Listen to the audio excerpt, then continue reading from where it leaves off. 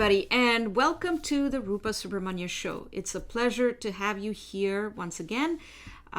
Here in Ottawa, we just survived another major snowstorm and expecting another one this weekend.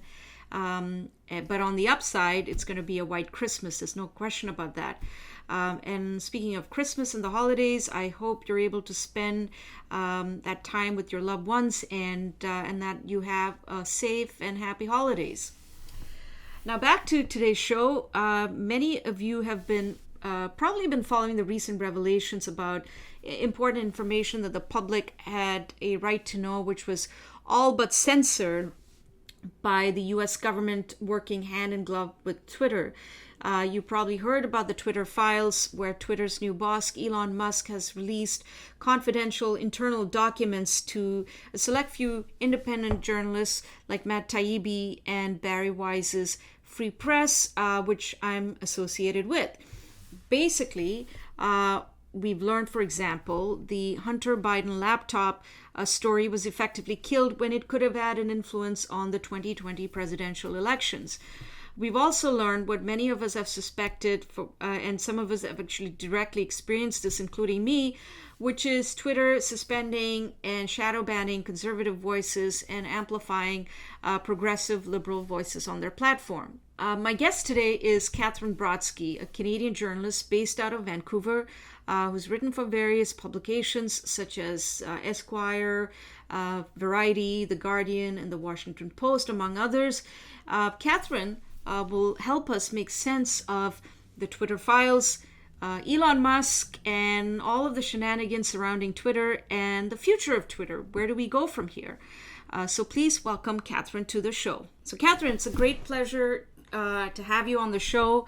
We've interacted quite a bit online, and it really is nice to have you here.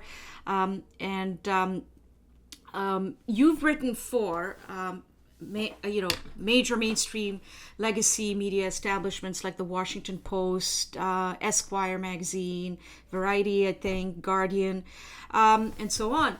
What do you think of? What do you make of the recent revelations of the Twitter files, and also the fact that much of the mainstream media has ignored these revelations? What does it tell us about where we are in the media space today? Well, that's a really good question. I've been thinking about that a lot. Yeah. I'm saddened, honestly, to hear that, or to see rather that they haven't really been covering it, or have been covering it in a very minimal way.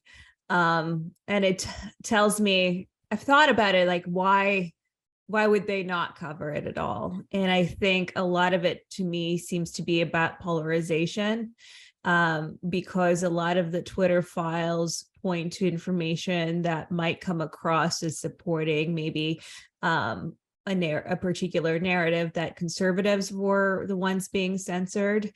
And, obviously the Hunter Biden laptop doesn't benefit Democrats. So that was a story that was suppressed. They're not too happy with the new owner, Elon Musk. So I think all of these things combined are the main reason why they're not covering the story. It sort of doesn't benefit their side. But the truth of the matter is, it doesn't really. The reason that I care about this story is because it doesn't matter that it was, even if it was mostly conservatives that were suppressed, it could have just as easily been, people on the left. Mm-hmm. I think it's wrong either way, but you have to consider, anybody can be holding power at any time. So today, obviously at Twitter, I think we looked at the donations that were made by people who worked at Twitter. They were mostly to Democratic organizations. So people at Twitter, I think it's fair to say, were mostly ideologically on the left. Today people are complaining that somebody like Elon Musk, they appears to be more friendly with the right. I don't know if that's necessarily true, but let's say it is. Mm-hmm. People are complaining about that now. So the tables can easily turn. So the truth is the truth, and people should care about that. And suppression of speech is something people should always care about. Yeah, absolutely. I 100% agree with you. It is fair to say that right now there's a great deal of distrust of legacy media, especially, if you're on the conservative side of the fence.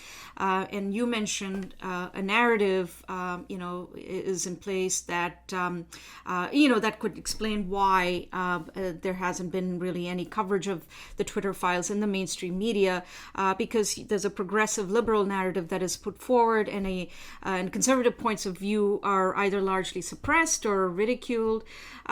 You as a freelance writer who's worn many hats, how do you think we go forward with this and restore the public's trust in the media? After all, it's a key element of a well-functioning democracy.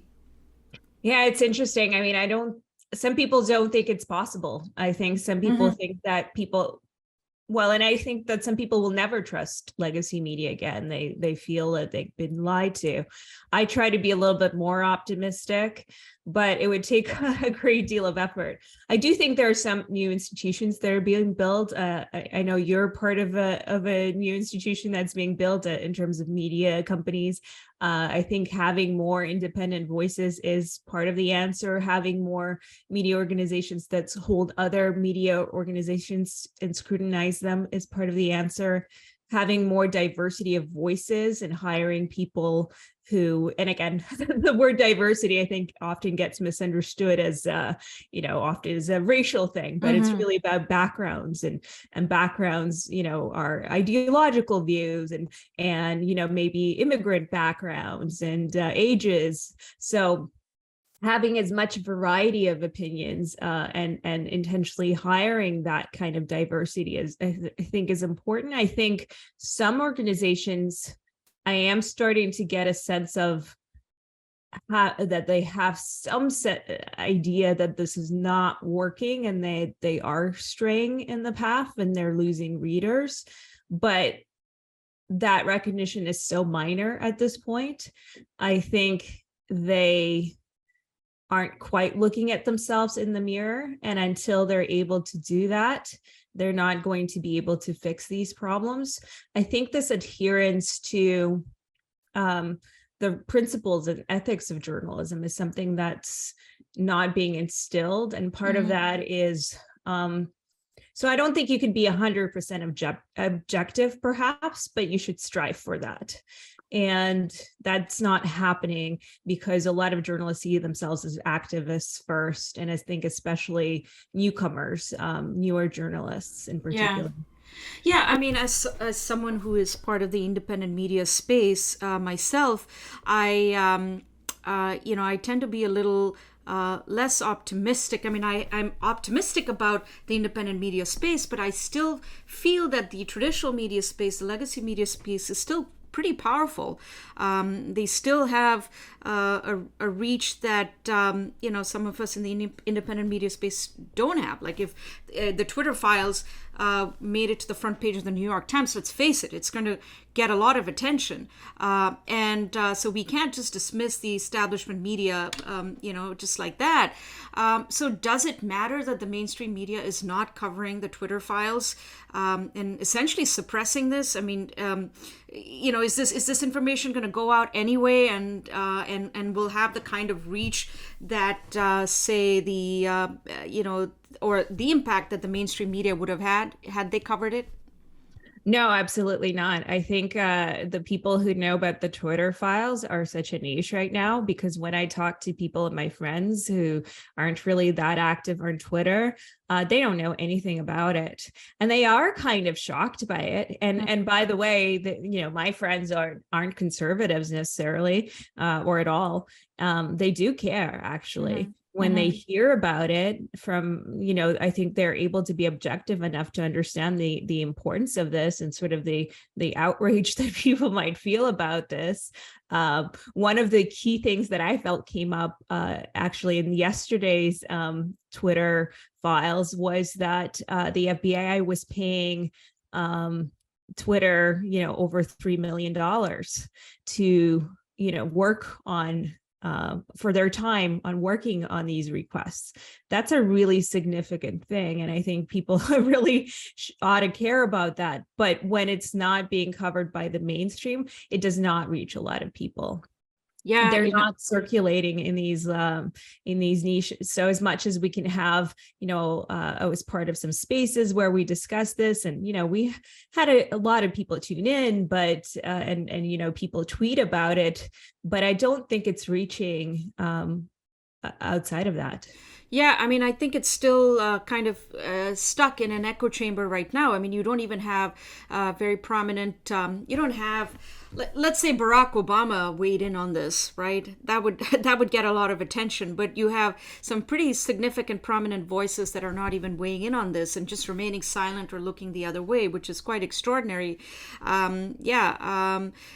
So, let's turn to the man of the hour, Mr. Elon Musk, who I thought I tweeted a lot, but I literally have a notifications alert, so that I get, so I know what he's tweeting, because he's just added that, and I realized just how much he tweets. Oh my goodness. So, he's constantly tweeting, but anyway, just let's go back to this one controversy from last week. I mean, there's a controversy literally every day, and this one related to the blocking of accounts that shared a link to, I believe, a bot account that shares real-time location of his private jet.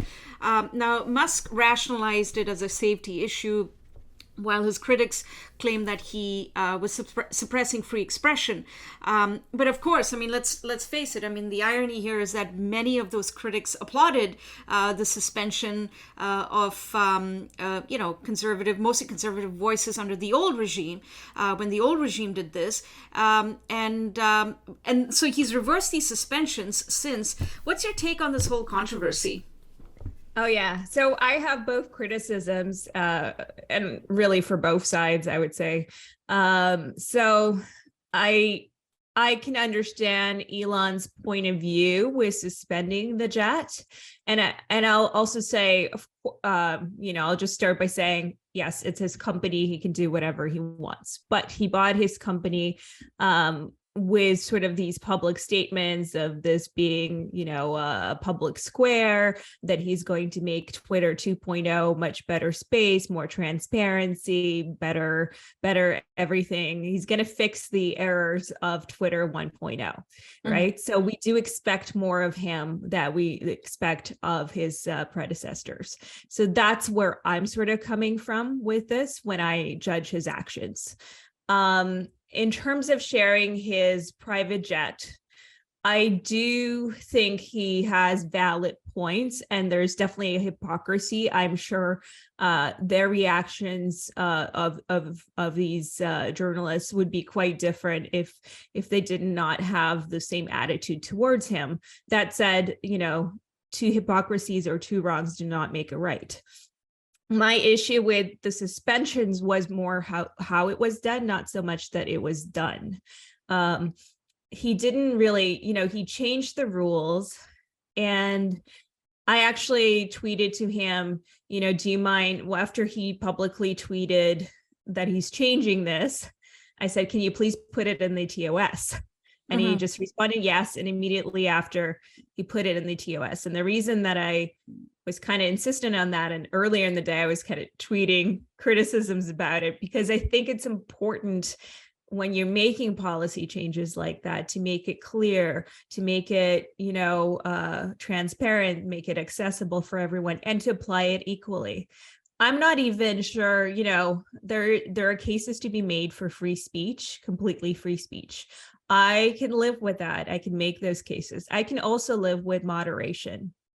But you have to sort of decide one or the other. And if you decide on moderation, which he has shown that he is putting in at least some of that into Twitter, then you have to then make it clear what the moderation policy is. And then you have to communicate that very clearly to everyone else. make sure that other people know what the consequence is, that they're notified, and that the rules are applied equally to everybody. Otherwise, you're doing what Twitter 1.0 did. Yeah, no, I 100% agree with you. I took out a thread, a few days ago, precisely making these points. Transparency, uniformity. These are absolutely important. With something like Twitter. But here's the thing. I think Musk at one point said that he was a free speech absolutist. I believe I can't trace the source of this, but I'm pretty sure he tweeted that at some point. Here's the thing, right? I mean, I would say I'm a free speech absolutist myself, but there is something uneasy about revealing or someone revealing my real-time location information, right? I'm no celebrity, but like I'd be extremely uncomfortable with the public knowing where I am, where I eat. This is nobody's business except mine. And so, there's this question, there's this tension between my right to privacy versus your right to free speech. But the thing with the tracking of his jet is that, from my understanding of this, is that all of the information that went into this is publicly available. So anyone really with a strong IT background or computer science background could possibly recreate it. And plus, here's the thing: it's already on other platforms. I think it's on Instagram, perhaps it's on Facebook. I'm not sure.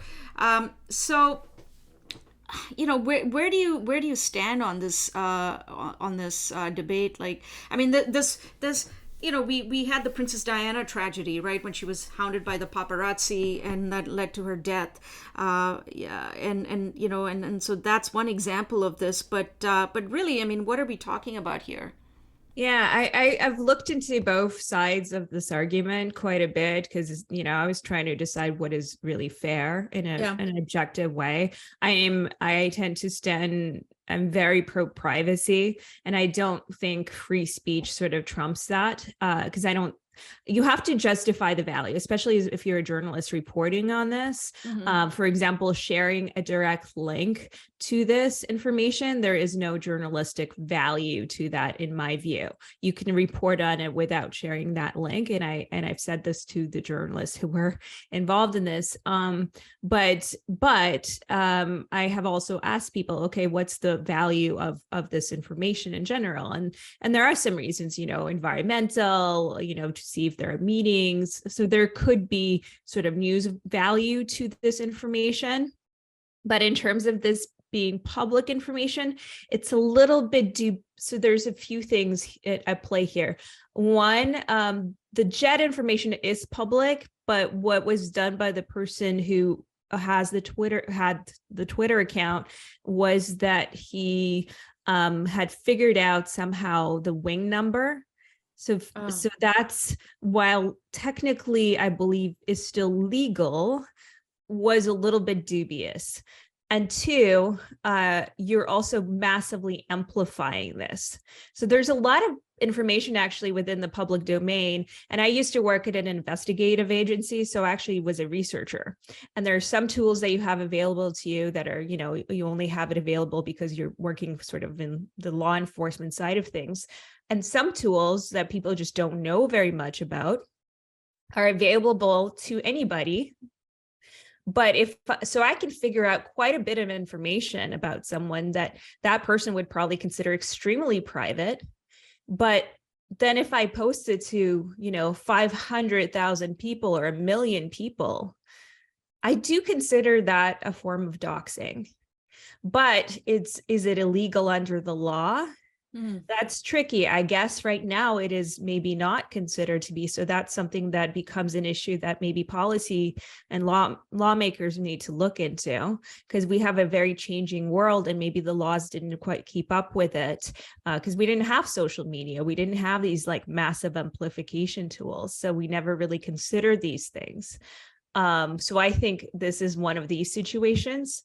So I think Elon was within his rights to sort of create this new rule, even if he did create it kind of as a response to what was going on with him. Mm. But he should have done it in a very different manner, in my view. And the suspensions should have been better communicated. And actually, they probably should have gotten, strikes. The links should have been deleted. Yeah.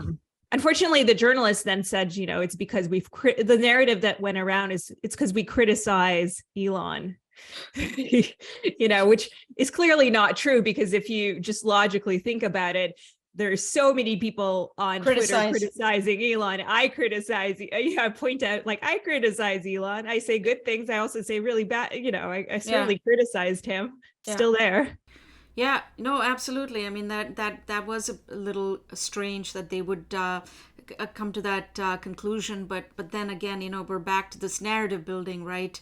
And Elon is certainly seen as kind of closer to the conservative side of things than the liberal side of things at this point.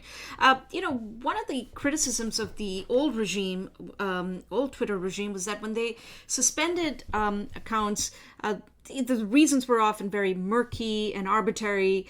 I think that despite all of the sort of the recent shenanigans and controversies surrounding Twitter under Elon Musk, I strongly believe he's brought in a greater transparency to the new Twitter, and he's very open about how certain accounts are suspended, whether one agrees or not.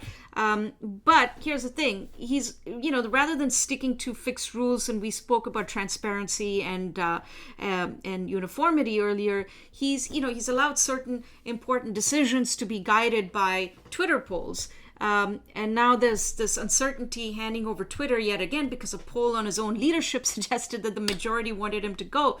What do you make of this approach? Do you think there ought to be fixed rules, or as he suggests, the public should have a voice on such decisions? Well, he could certainly do whatever he wants, but my view is the public should be consulted, but the public should not be making decisions via poll. I would love to have a conversation with him about it.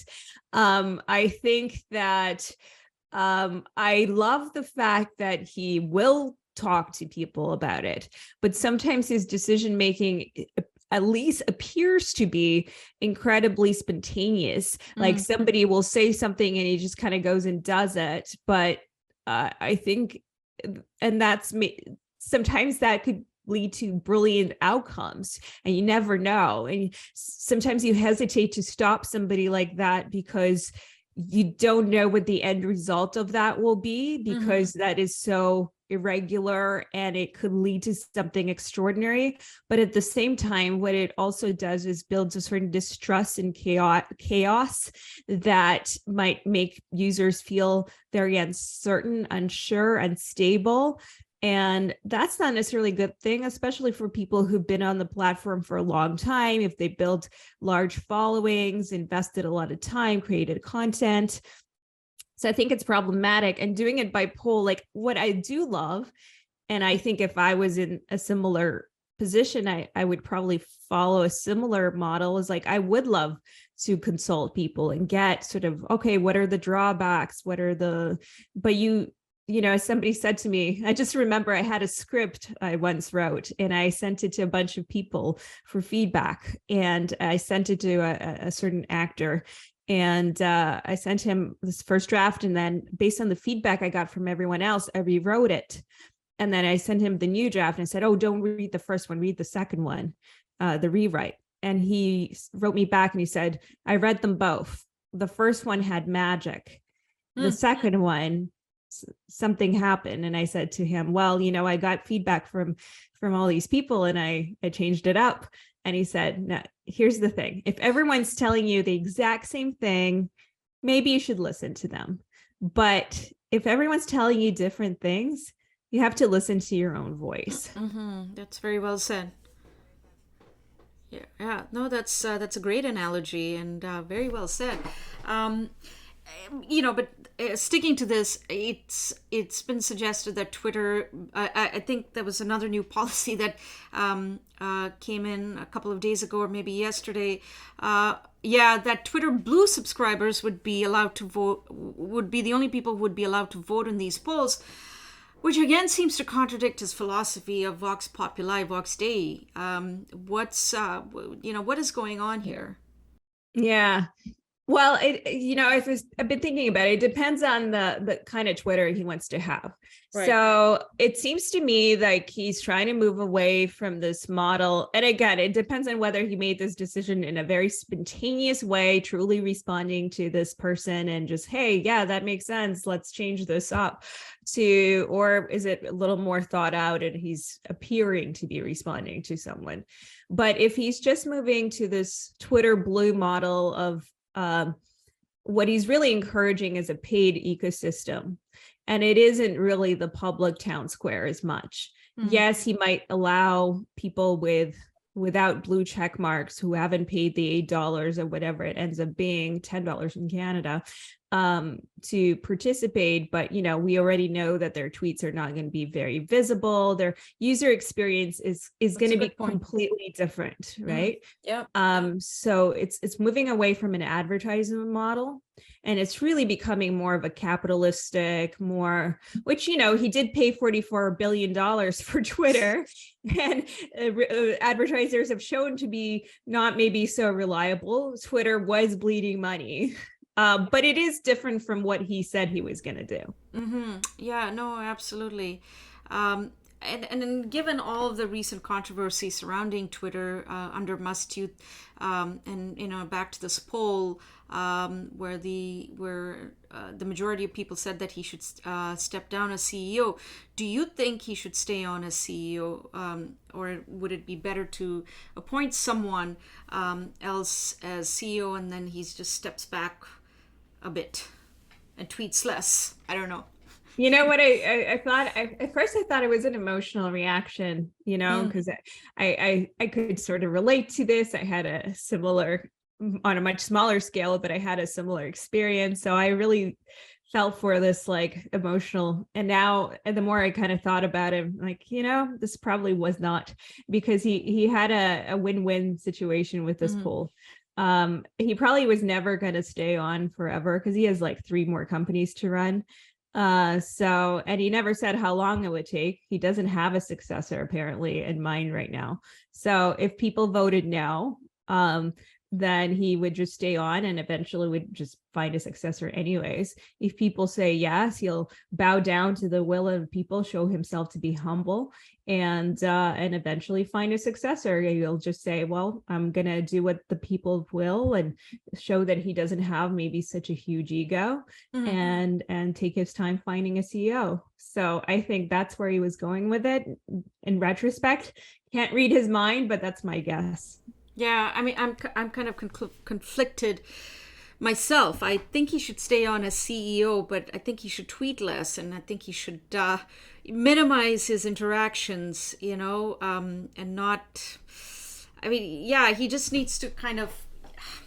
People love it though. That's the thing. I think there's a group of people who love it and there's a group of people who hate it, and you're always going to split people. Yeah. And like what I think, I'm kind of with you, but then at the same time, I also see what his behavior and actions do to another group of people where they just absolutely, love it. And so, but I think that hurts him, and there's a part of me that wants to manage this in a very traditional way where I do come from a communications background, so I'm like but I do think he could work with someone where they can manage it where he can still be him and authentic, because I think that's what people respond to, his seeming authenticity. Yeah, exactly. I mean, I think that's probably why I want him to stay on as CEO, because at the end of the day, despite everything, and there are many of his recent decisions that I disagreed with, and and I was just like, just pulling my hair out because I was thinking, how hard can this be? But I think his heart is in the right place. This is my sense, that he genuinely wants to create a level playing field, and you know, and you know, wants to get as close to free speech as possible, with all of the caveats in place, right? So I do think that his heart is in the right place, and I think he's working very hard to get that. But you know, in the process, he's going to be doing some dumb things, and he even warned us about that about a month ago. But where do you see Twitter going? Is it you know, is it going to remain the premier platform that it is, or do you feel that the recent screw ups mean that it'll, you know, start losing its value and start declining, and some other platform could potentially take over? Yeah, I do worry that another platform could take over. I think one thing that I think one thing that Elon is great as is innovation, and that's what I was really excited about. So beyond just like the free speech side of things, and one thing that I cared about is also like the censorship of what was, you know, dubbed misinformation. Um, I cared about also the innovation aspect, because I think Elon was really seems to have a plan to make it a much bigger ecosystem, you know, for content creation and payment systems to reward that, and maybe a payment system in general. And so I think there was a way to make it much bigger than what it was, much more than just a social media platform. But what is also happening, and this is my fear, you don't want it to become like an echo chamber. The reason, you know, there's like the conservative media, social media platforms have, you know, like Getter or Truth Social and all of those. They're such echo chambers, right? And they're so political, and they're not like great experiences, because I think people want, at least many people, maybe not all people, but many people do want a place where they can meet and like maybe have fights over ideas, and hopefully conversations more than fights. And Twitter was that, as much as like people like to rag on, you know, conservatives might you know, call libtards, and the left, you know, called conservatives names too. Like it's just it was still something that I think they were both drawn to, and you can find both there.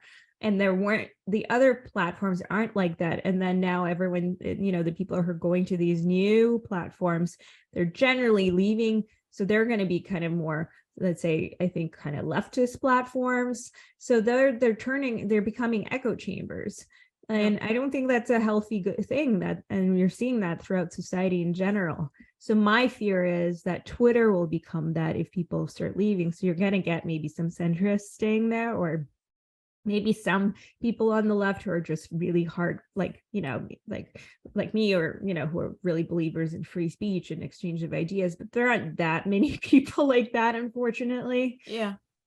So it's just so that's my fear with it. But if he, and Elon hasn't helped the situation in some ways, because I think he was hoping to be not so polarizing in that way, that he was sort of, but just even like who he engages with, you know, he does seem to take a little bit of a side. And I wish he hadn't done that. I wish he did stay a little bit more neutral. Which, you know, I think people, it's funny, because if he'd done the other way, he wouldn't get criticized, you know, and that seems a little bit unfair as well, but that's the reality of it. Yeah, you know, I don't have. I mean, I think he's entitled to his views, and I think if he has a side, that is fine. But that shouldn't interfere in how he runs the company, right? It should be a level playing field for everybody, and I think that's the most important thing. So I'm not too worried about him taking a side or on an issue for matter, because to the users, because if they perceive it to be less friendly to a certain side because of public statements that he's making, whether his policies aren't true, you know, if he's censoring certain, suspending certain accounts, they might perceive it as he's only suspending these accounts. Yeah. That may not be true, but unless he's communicating very, very clearly that he's also targeting, others, they may not believe it. Yeah. I mean, there's this view that Twitter is a private company. They can do whatever they want. No one is forcing you to use it. And if you don't like it, as the old saying goes, go create your own platform. That doesn't always work. Look what happened to Parler. But there's also this view that social media platforms like Twitter are unique in terms of what, economists, I have a training in economics, so what economists call network externalities. So in other words, a social media platform is only valuable for you if other people are also on it, right? You don't want to be on a platform where there are very few people, a bit like what's happening to Mastodon right now.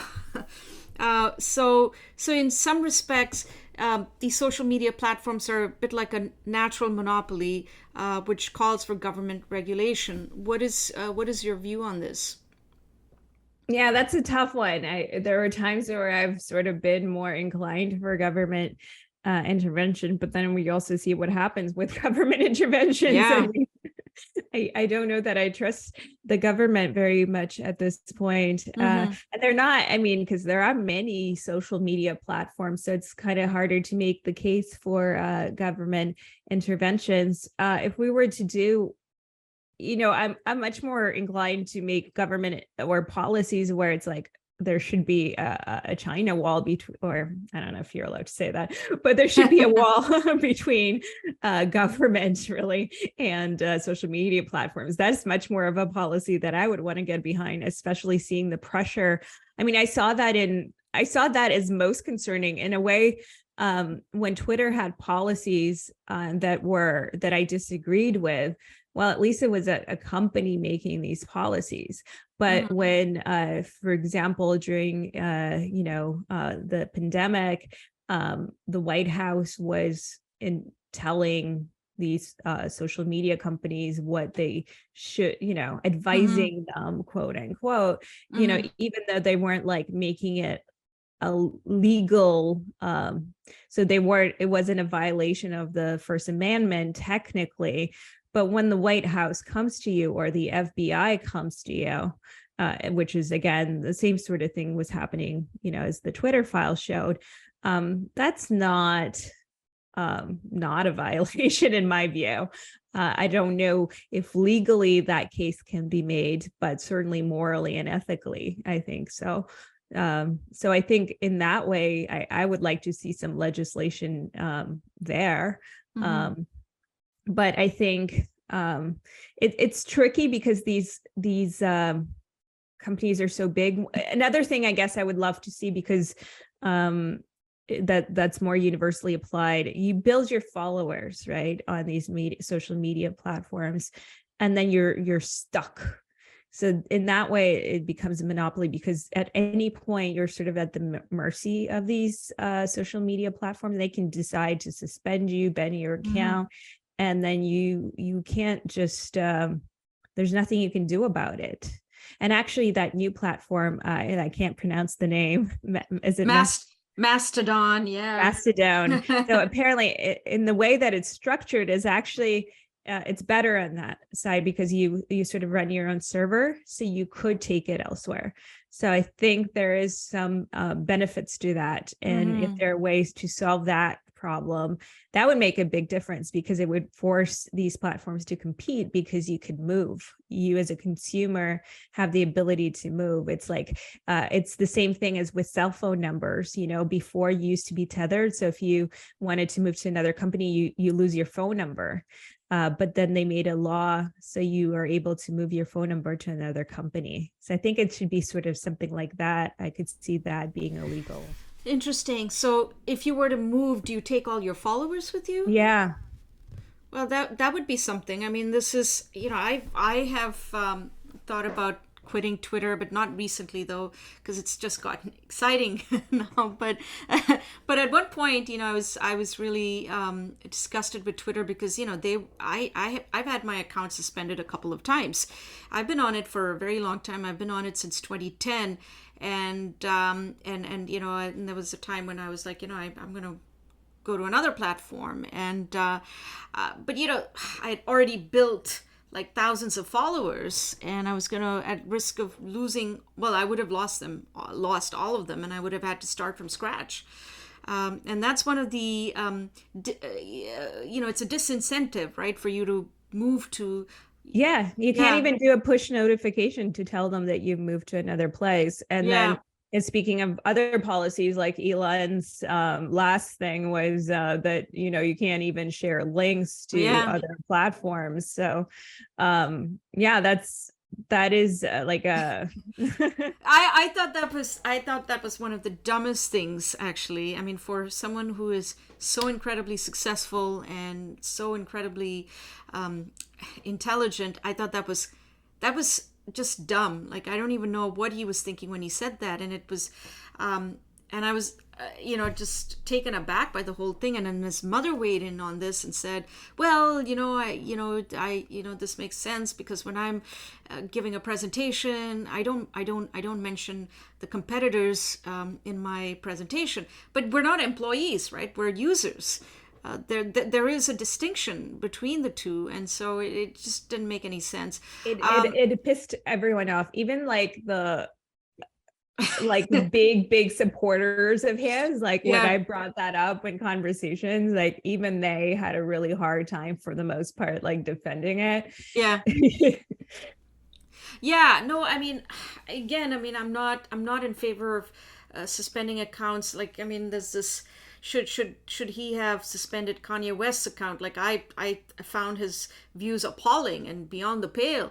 But there is a question, if you're a free speech absolutist, and he does claim to be one, was that the right move? Or Alex Jones, right? I think that was one of the first controversies, actually. I think Alex Jones should be on Twitter. I mean,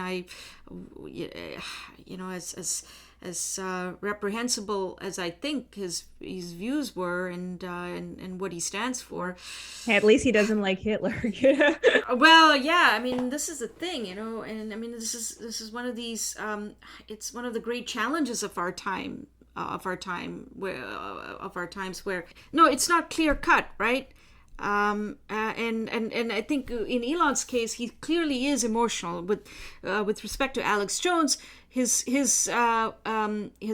response was, well, I held my dying son in my arms, and and I know what that feeling is like, and this is the reason why he'll never be allowed back on Twitter, and this is the problem with bringing your own your emotions into something as important as free speech, which should be distinct. It should be separate. Well, if you're an absolutist, right? Like, okay, let's take Kanye, whatever he wants to call himself. Like, of course, I absolutely find his views abhorrent, what he said. Like, it's funny. Like, I gave him some benefit of, like, maybe we don't understand him in the beginning, but it was very clear where he is at exactly gradually.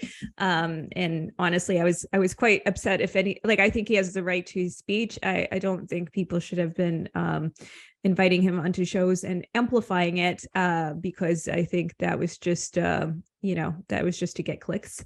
But I think in terms of suspending him, it was not at all consistent with free speech. So while and I'm Jewish, I certainly don't find this stuff fantastic, but I think that most people would not, hopefully. Well, unfortunately, quite a few people love this, as I've discovered, but I think it still fits under free speech. So if you do believe in free speech absolutism, that image that he tweeted, I think it's hard. I know that people have tried to make the case that it incites violence because it's a hateful image, but then you're getting on an extremely slippery slope there. And so I think as much as I may not like the speech that he had made, if you do not believe in censoring free speech, then he did not really have a basis for booting him off the platform. Now, if he wanted to have rules, that's fine, but then it's not free speech absolutism. Yeah, I mean, it is a very difficult subject. I mean, I thought that I had my mind made up on these things, but I'm being challenged every single day, where I stand on these issues. And well, Katherine, I've run out of questions, but is there anything you want to share with us? Anything at all? Oh my gosh. No, I mean, I think a lot of these questions are difficult. I think what you said is important to note is it's something that you do. We change our minds. Like it's okay to change your mind. And I think sometimes people, oh, you're a hypocrite or you're this or that. But you know what? You think about things, you hear new information, you hear new ideas, new counter arguments, and you change your mind. And, I also changed my mind. I thought I was a free speech absolutist. And then, because I certainly have strong arguments for that. And then other days I'm like, well, maybe not. And then other days I go back to being a free speech absolutist. And on Elon, I feel, some days I started off being kind of happy that he got Twitter.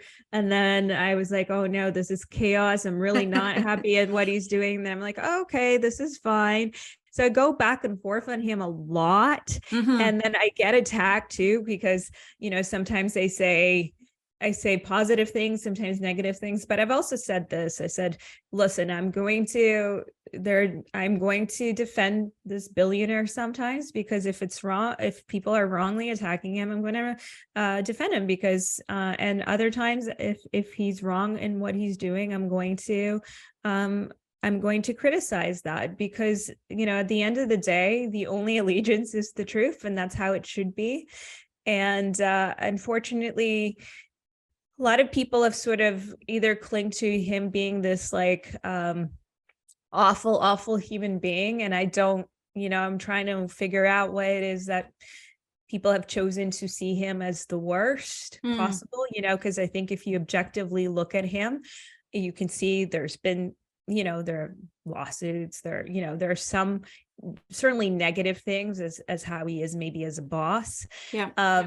And he's also built amazing things and he's brilliant and there's a sensitivity there. And so he's not, and then there are people who idolize him and he can do no wrong, but he's a human being, right? Yeah. So yeah, I have to look at it in a more clear-eyed way.